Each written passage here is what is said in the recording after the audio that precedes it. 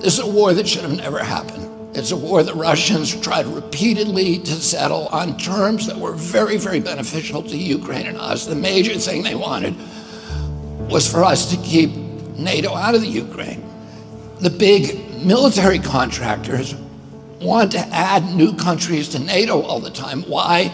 Because then that country has to conform its military purchases to NATO weapon specifications, which means certain companies, Northrop Grumman, Raytheon, General Dynamics, Boeing, and Lockheed, get a trapped market. In March of 2022, we committed $113 billion.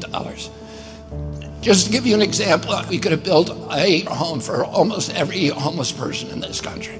We then committed another $24 billion since then, 2 months ago, and now President Biden's asking for another $60 billion.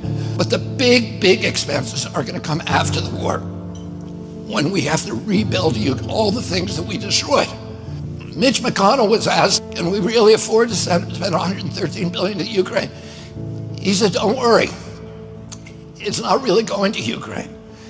It's going to American defense manufacturers. So he just admitted it's a money laundering scheme. And who do you think owns every one of those companies? Blackrock. So Tim Scott, during the Republican debate, said, don't worry, it's not a gift to Ukraine, it's a loan. So raise your hand if you think that that loan's ever getting paid back.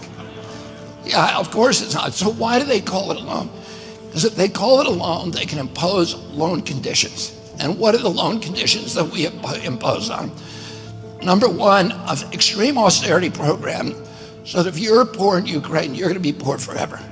Number two, most important, Ukraine has to put all of its government-owned assets up for sale to multinational corporations, including all of its agricultural land, the biggest single asset in Europe.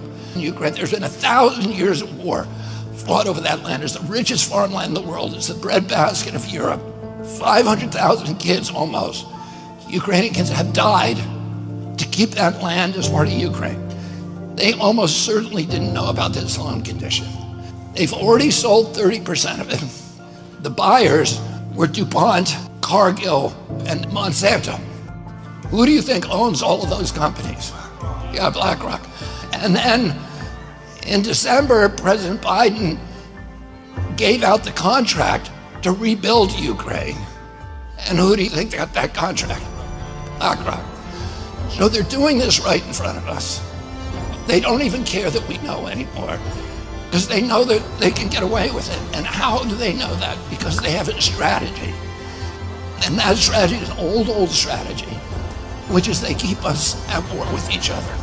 They keep us hating on each other. They keep the Republicans and Democrats fighting each other, black against white, and all these divisions that they sow.